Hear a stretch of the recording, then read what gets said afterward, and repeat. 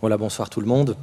Je vais vous exposer deux, trois petites choses qui me semblent essentielles, rappeler quelques chiffres et quelques événements. D'abord, Global System for Mobile Communication, d'où l'appellation GSM, a été souvent interprété de différentes manières dans différents pays. Il faut savoir que c'est à partir de 1982 à peu près dans notre histoire qu'il y a eu ce groupe spécial mobile qui fut créé lors d'une conférence européenne des administrations des postes et télécommunications. C'est vers 1987 que le groupe GSM a fixé des choix technologiques relatifs à l'usage des télécommunications mobiles, et c'est vers 1991 qu'on a eu les premières communications expérimentales en Belgique. Tout ça, nous l'avons oublié, et c'est finalement à partir de 1994 qu'on a eu ces réseaux de téléphonie mobile qui ont été déployés sur notre territoire. Plusieurs appellations existent dans différents pays, GSM, téléphone cellulaire, cell phone, portable. En France, par exemple, on ne parle absolument pas de GSM, on parle de portable, et pour nous, le portable, c'est le téléphone sans fil d'intérieur. Donc vous voyez, suivant le contexte, téléphone mobile, Natel en Suisse et Handy en Allemagne, tout ça signifie quelque part un peu la même chose. Nous avons un autre type d'élément à proximité de chez nous, qui se présente sous la forme d'un émetteur permanent de micro-ondes à l'échelle de notre maison. Et je suis parfois surpris, lors de mesures à domicile, de constater que ces stations de base de téléphone sans fil rayonnent 24 heures sur 24 des micro-ondes pulsés, cadencés à un rythme qui est celui que l'on peut retrouver au niveau de certains fonctionnements cellulaires ou d'activité électrique au niveau du corps.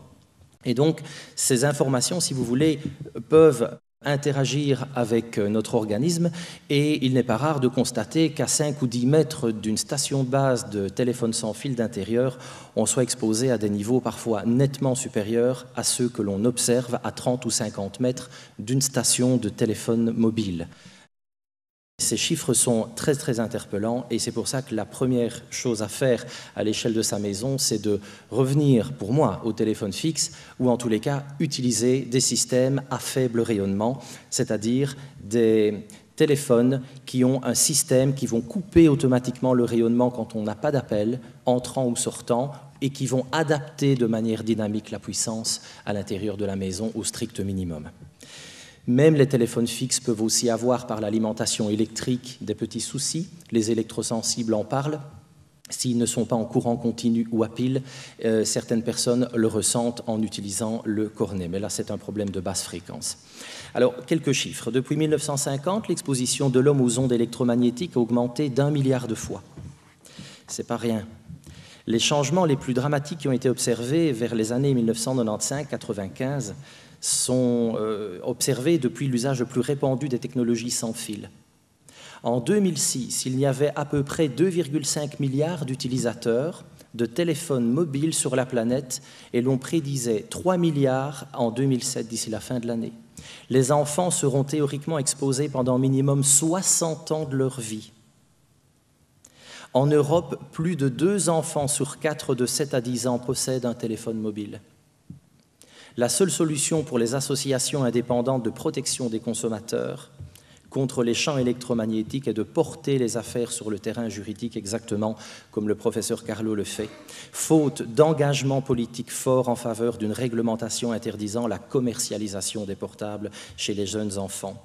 Le portable est devenu un jouet pour nos enfants. Le mobile est beaucoup plus qu'un simple téléphone. Il permet à nos enfants de tourner des films, de surfer sur Internet, de jouer, de consulter des blogs ou de participer à des chats. C'est tout un versant de leur manière de communiquer qui a été bouleversé. Ils sont devenus, à partir de là, la cible privilégiée des fabricants de téléphones.